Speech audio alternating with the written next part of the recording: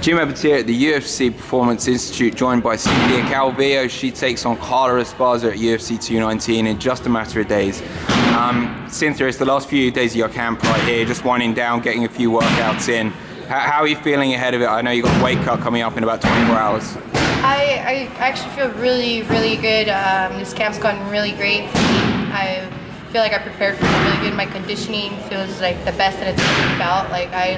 Most of the time on fight week, you're kind of feeling a little crappy, and I don't feel crappy. I feel like the strength I can hit just as hard as when I'm not cutting weight. So everything's going great. We just got to cut those last couple pounds, and we're ready to rock. We talked before the festive period, and we talked about it wasn't going to be the best Christmas you've kind of ever had. How did it all pan out, and what did you end up actually doing on like Christmas Day? So on Christmas Eve, I actually had my last swim workout with my coach, Coach Scott. And then later on at night, I just took a bath and just chilled out really. And then on Christmas Day, I had a training session with my team. And then I just cleaned the house, and then I sauna, and that's all I did for Christmas Eve and Christmas. Big plans after though, right? Yeah, big plans. So hopefully by the end of this week, I'll be able to celebrate with my family, but I didn't really get to do much celebrating. And I'm okay with it because the reward's gonna be great. For sure. You think back to January where you had that fight in LFA. Did you ever think that by December you could be kind of looking at what, your 5th win of the year, 4 wins under the UFC banner? It's crazy. Honestly, I mean, I felt like I was going to get it after my LFA fight. I knew that I had a pretty good chance of getting into the UFC. I didn't think I was going to get in at 3-0 right away after my LFA. I thought maybe I had 2 more fights, in the region, maybe win a belt or something and get to 5-0. Then I was like, okay, for sure at 5-0, they have to take a notice, especially being there from Team Alpha Male.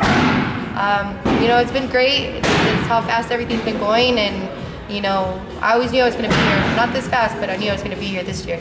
Sure. At UFC 214, I remember you coming, did a bit of media with us guys, and you were saying you wanted to fight Carla. We hear afterwards, like at some event or something, Carla came up to you and confronted you. No one's really said anything about this, but like, what happened? Like, what actually happened here? Oh God. I had done like a media tour interview in Anaheim, and at that time they'd asked me if I wanted to fight, and me being ranked number 8, and at that time she was ranked number 7. And Michelle Waterson was ranked number 6. They asked me if I wanted to fight. I said, well, the 2 girls that are ranked above me, which is either Michelle Waterson or Carla Esparza. So I want to challenge myself.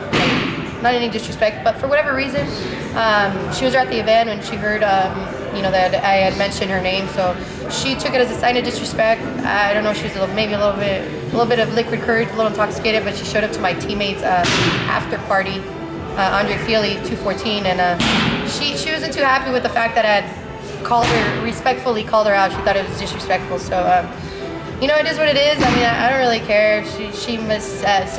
Personally, if somebody called me out, I wouldn't take it personal. If anything, I'd be like, hell yeah, this person is looking at me as a challenge. Like, I wants to be the best in the world, and they think that they need to fight me to become a champion. Then bring it on. Let's do it. I would not take it as a sign of disrespect, but.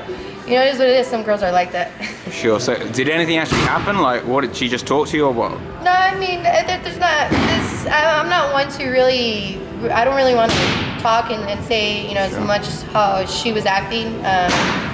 Not personally the way I would act, but I don't really feel like I need to talk to that. There was a little bit of a confrontation, but nothing that worries me. Nothing that made me mad. It was just made herself look bad, not really me, because. I'm just here trying to be the champion. If you take a disrespect sign that I'm trying to fight the best in the world, then I don't know what to tell you, dude. I thought I was considering you the best in the world, one of the best in the world, and you think that's disrespectful. Whatever, dude. Whatever.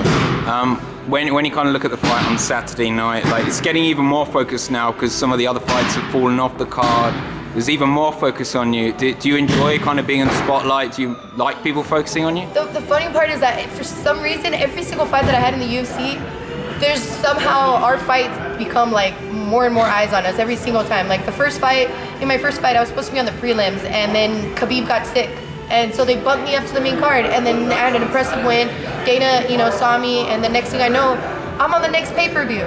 So I go on the next pay-per-view, they're like, who's this chick? She's on the main card, and then on top of that, once weigh-in day, they tell me I might not have my fight because my opponent had a breast implant. So, oh, here we go. Here's another scandal. Cynthia's a part of it, you know, our second fight. So all eyes on that. They want to see me fight, you know, Pearl. And then, you know, so I had some news on that one. And then, you know, Dana gives me, you know, co-main event in Scotland against, you know, Joanne Calderwood, number 8 in the world at that time. And, you know, once again, all eyes on me. We had it was a very heated, you know, face-off and stuff like that. So, you know, it doesn't surprise me. It doesn't surprise me that somehow or way or another we're getting, you know, more attention on my match. And, you know, and I like it. I enjoy it. This is my job. You know, bring it. You know, you've had a bit of a laugh tonight with your teammates here. You're all in a really great mood. When does the switch kind of flick onto like game face mode? When does the nasty Cynthia come up? It kind of is. I mean, I'm having a good time right now, but it's kind of like a stick prick mentality. I don't have to get angry. It's more of like I'm looking at a big old juicy steak across the cage, and I can't wait to see, like, you know, cut it open. You know? So it's like, for me, it's just more of a like just a sinister. Like, I'm just so excited and so happy. I enjoy fighting. I like it. I don't need to be pissed off to fight you. You know, whether you're my friend or I hate you, either way, I'm still gonna beat you up no matter what. So, you know, we can shake our hands and have a drink afterwards. But I'm a very competitive person. I love this sport, and it just excites me. So the beast is in me. I'm having a good time. But I don't know if you've seen me crack those mitts. I'm ready to go. So I'm always ready. I'm having a good time doing it. I mean, there's no point in me trying to be miserable. I'm doing what I love every day. Great stuff. Cynthia, best of luck. UFC 219 on Saturday, and no doubt we'll speak to you afterwards. Yes.